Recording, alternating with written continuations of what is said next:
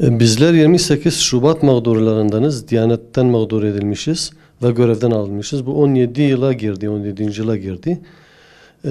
Bunun için yani 28 Şubat mağdurları genelde hepsi göreve alınmasına rağmen bizimkiler göreve almadılar. Yani Diyanet burada akideleri bozulmuş diye bizi görevden aldılar ve bu mağduriyetimizi geri vermediler. Geçenlerde biz bir ekip imam arkadaşlarla beraber Ankara'ya da gittik. Siyasilerle de görüştük. Fakat gene de Diyanet'e de gittik. Bize herhangi olumlu bir şey vermediler. Bu 2 senedir bizi böyle bekletiyorlar. İşte göreve alacağız diye. Fakat gene de göreve almadılar.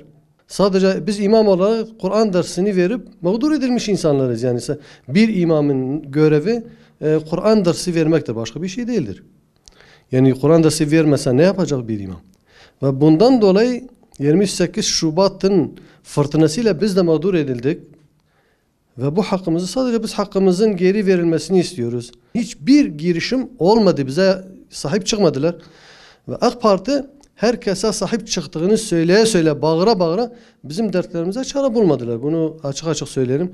Bir ekip imamlar. Bu görevden atılan imamlar 200'e yakın olduğunu söylediler bize. Yani böyle mağdur edilen insanlardır. Epey büyük bir sayıdır. Fakat Diyanet burada çok katı davranıyor. Ama bunu da söyleyeyim, Diyanet'in içinde bu işi engelleyen bazı kötü niyetli insanlar da vardı. Bunu da söyleyeyim. Mağduriyetimizin giderilmesini istiyorum. Ben kendim 2000 tarihinde görevden alındım. Yani iddianamemde ders verdiğini, Kur'an kursunda çocuklara ders verdiğini, zaten bunlar bir din görevlinin görevi olduğunu bilerek, yani şu anda da bu görevi yapıyoruz. Çocuklara ders veriyoruz, dini sohbetler ediyoruz, taziyelerde konuşuyoruz. Her yerde dini sohbetlerimiz oluyor yani. Bundan dolayı biz görevden alındık ve 15-16 senedir mağdur olduk. Çocuklarımız okuldan olundu. Okul okuyamadı. Ben kendim 9 nüfusluydum. 9 nüfusa bakıyordum. Hiçbir sağlık güvencem yoktu. Mesela çocuklarım dershaneye gidemedi. Okul bırakmak zorunda kaldılar. Bu çocuklar, bu bir aile mesela, bir aile perişan oldu şimdiye kadar. Yani benim bu arada, bu 15 sene içerisinde inşaatlarda çalıştım. Bu çocuklara bakmak zorunda kaldım. Yani bunları okuttum. En son 3 tane çocuğumu kurtarabildim. Daha önce 3 tane çocuğum okuyamadı ve tahsilini bıraktılar ve İstanbul'a, İzmir'e, Antalya'ya çalışmaya gittiler. 15 seneye kadar bir geliri olmayan bir insan, 9 nüfusa bakan bir insan nasıl yaşıyor, nasıl idare ediliyor? Yani mağduriyetimiz göz önündedir. Yani herkes görülmelidir, herkes bilinmelidir yani. Kendimiz de gittik Ankara'ya kadar, Diyanet'e gittik, siyasi partilere gittik, dertlerimizi anlattık. Geldiğimizden bir aydan beridir telefon ediyoruz. Onların makamlarını arıyoruz. Bize dönmüyorlar. Biz telefon açıyoruz, bize geri dönmüyorlar. İstediğimiz mağduriyetlerimizin giderilmesi ve tekrar görevimize iade edilmesini istiyoruz, yani başka bir şey istemiyoruz. Ben Diyanet İşleri Başkanlığı'na bağlı yani bir kadrolu imamdım.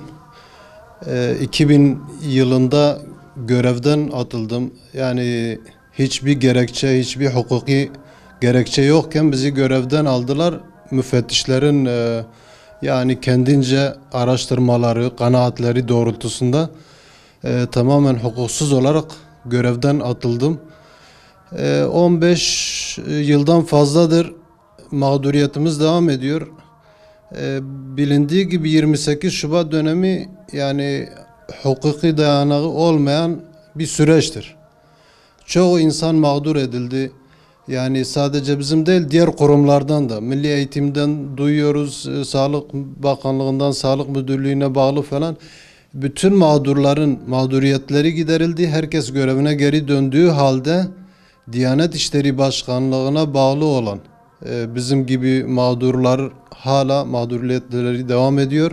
2 yıl önce Diyanet müftülüklere bir yazı gönderdi. Bizim tekrar müracaat edebileceğimizi söylediler. Müracaat ettik ve bize umut verdiler. En yakın zamanda görevinize geri döneceksiniz diye. Sayın Diyanet İşleri Başkanımızın bizzat açıklamalarını da duyduk, okuduk basından.